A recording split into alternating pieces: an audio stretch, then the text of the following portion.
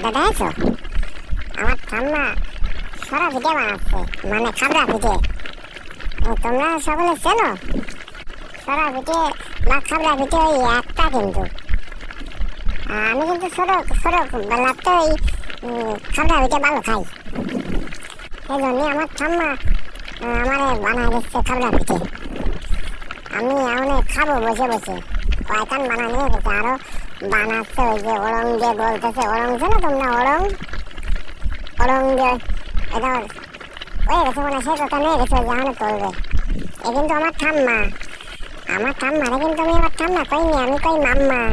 আমার যখন অল্প অল্প কথা ফুটিল তখন আমি ঠাম্মা করতে পারতাম না, আমার ফুটতো মাম্মা। আবার একটু বড় যখন আছি তখন আবার কই রাধিকা, ও রাধিকা। আমার ঠাম্মার নাম হচ্ছে রাধিকা।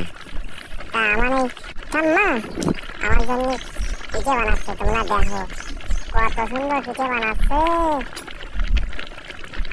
আমি খাবানি, রাধিকা ভালো বানাও, আমি খাবানি।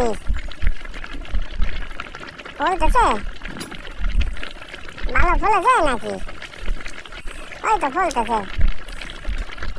রাধিকা ভালো পিঠে বিশেষজ্ঞ, খাবড়া পিঠে ভালো সুন্দর বানায়, রঙের ভালো বানাতে পারে। বাহ কি সুন্দর তুলে তুলে খাচ্ছে। ওই যে গেছে।